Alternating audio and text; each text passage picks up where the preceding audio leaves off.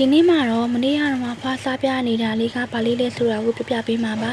အဲ့ဒါကဘာလေးလဲဆိုရင်တော့အညာကပုံရည်ကြီးနဲ့လှုပ်ထားတဲ့မြန်မာပဲခောက်ဆွဲပဲဖြစ်ပါတယ်ရှင်အဓိကပေါင်းပစ္စည်းတွေကတော့ပုံရည်ကြီးဝတ်သားအာလူမုံလာအုပ်နဲ့ကြက်သွန်လေးတို့ပဲဖြစ်ပါတယ်ရှင်ဝတ်သားအစားတခြားတဲ့တဲ့အသားလေးထည့်နိုင်ပါတယ်နော်ပထမဦးစွာပေါင်းပစ္စည်းကိုတခြားဆေးပြီးတော့လှီထားပေးပါမယ်ရှင်ပဲခောက်ဆွဲတဲ့အတိုင်းဒီနေ့တော့တုံးလေးတွေလှီးပြီးတော့တုံးထားပေးလိုက်ပါတယ်ဝတ်သားကိုလည်းလှီးထားပေးပါမယ်ရှင်။ပဲသိန်းလုံးလေးထည့်ပို့ကောင်းပါရဲ့ရှင်။ညီမတို့ဝရခတ်တာမို့မထည့်ထားပါဘူး။ကော်မို့နှင်းငယ်ကိုလည်းအသိပြင်ထားပေးပါတယ်။လှီးထားဝတ်သားတွေကိုစားချုံမုံတရားထည့်ပြီးတော့နေပါမယ်။အကုန်လုံးစင်နေပြင်ပြီးသွားရင်တော့စီးထည့်ပြီးတော့ချက်ဖို့ပြင်ပါမယ်ရှင်။စီပူလာရင်တော့လှီးထားချက်တုံလေးအရင်ထည့်လိုက်ပါမယ်ရှင်။ခဏလောက်မှုေးလောက်စီးသက်ပေးပြီးတော့ဝတ်သားထည့်လိုက်ပါမယ်။ခဏလောက်မွေးပေးပြီးရင်တော့လှီးထားတဲ့အာလူနဲ့မုံလာဥနီကိုပါတစ်ခါတည်းထည့်ပေးလိုက်ပါမယ်ရှင်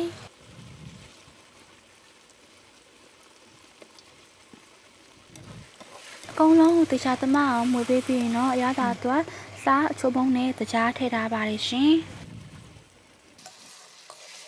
ပြီးရင်တော့ရေမျိုးအောင်ထည့်ပြီးတော့တဲထားပေးပါမယ်ရေထည့်ပြီးအသားလူအောင်တင်းနေတဲ့အချိန်တွင်းမှာအစင်သိပြင်ထားတဲ့ပုံရည်ကြီးကိုရေအနှဲငယ်နဲ့ဖြောထားပေးပါမယ်ရှင်ရေလေးနဲ့ခိုင်းပြီးသားရင်လူလာရင်တော့ဖြောထားတဲ့ပုံရည်ကြီးကိုထည့်ပေးလိုက်ပါမယ်။တေချာသမပြီးနှက်ဆက်သွားအောင်လို့မွေပေးလိုက်ပါမယ်ရှင်။ဒီနေရာမှာအရသာမြည်ပြီးလိုအပ်တာကိုထည့်လို့ရပါတယ်ရှင်။ရေခိုင်းပြီးအနည်းချလောင်တဲပေးပြီးတော့အစင်းသိပြင်ထားတဲ့ကော်မုံလေးကိုရေအနှဲငယ်နဲ့ဖြောပြီးထည့်ပေးလိုက်ပါမယ်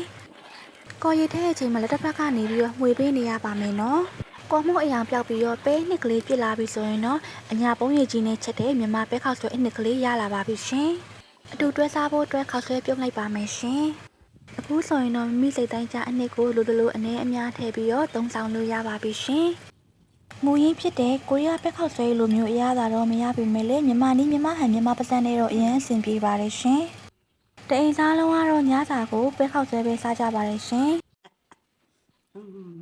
အဖွားတော့ထိတ်ဆုံးကနေအားပေးချမ်းပါတယ်။သုံးဆောင်ကြပါအောင်လားရှင်။အဆုံးလေးကြည့်ပေးကြတဲ့အတွက်ကျေးဇူးများတင်ပါတယ်ရှင်ကောင်းလားကဲပဲ